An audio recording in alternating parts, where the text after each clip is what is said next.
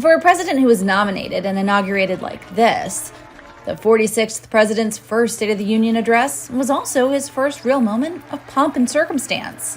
Addressing a room of lawmakers showing bipartisan support for Ukraine, President Biden began his speech with a scathing attack for Putin. He thought he could divide us at home, in this chamber, in this nation. He thought he could divide us in Europe as well. But Putin was wrong. We are ready. He has no idea what's coming.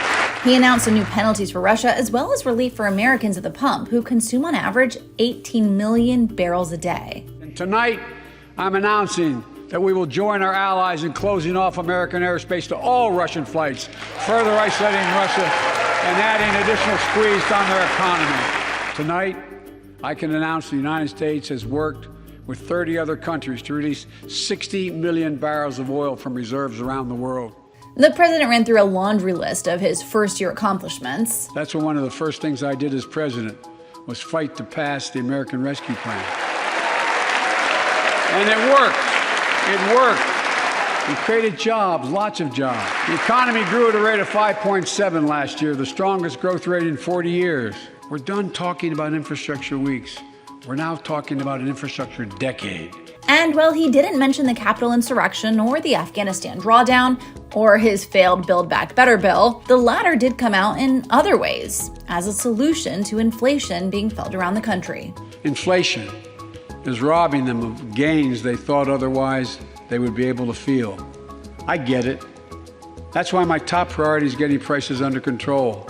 I call it building a better America. The president used his address to hit some key elements of the plan, like capping the cost of prescription drugs. Let's cap the cost of insulin at $35 a month.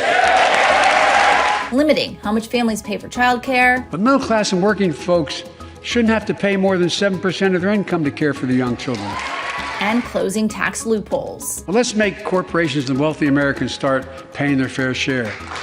Biden also called on Congress to pass his unity agenda, which included everything from solving the opioid crisis, increased funding for prevention, treatment, harm reduction, and recovery, to curing cancer. ARPA will have a singular purpose: to drive breakthroughs in cancer, Alzheimer's and diabetes, and more.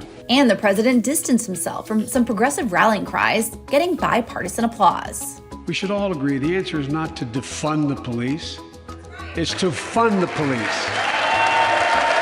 And while there were some moments of levity, like this adorable one. Justice Breyer, thank you for your service. Thank you, thank you, thank you. Like all State of the Union addresses, partisanship was also on display.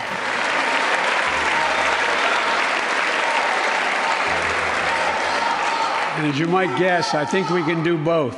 And this moment, when Biden brought up his late son Beau while calling on Congress to address veterans' needs, only to be met with this. Headaches, numbness, dizziness.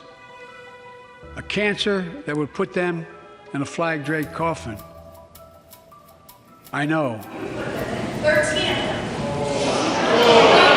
One of those soldiers was my son, Major Beau Biden.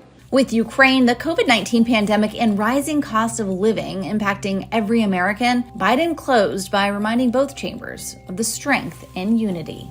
We're the only nation on earth that has always turned every crisis we faced into an opportunity.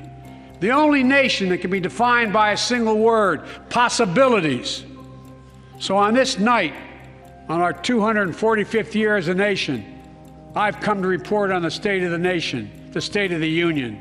And my report is this: the State of the Union is strong because you, the American people, are strong. We are stronger today.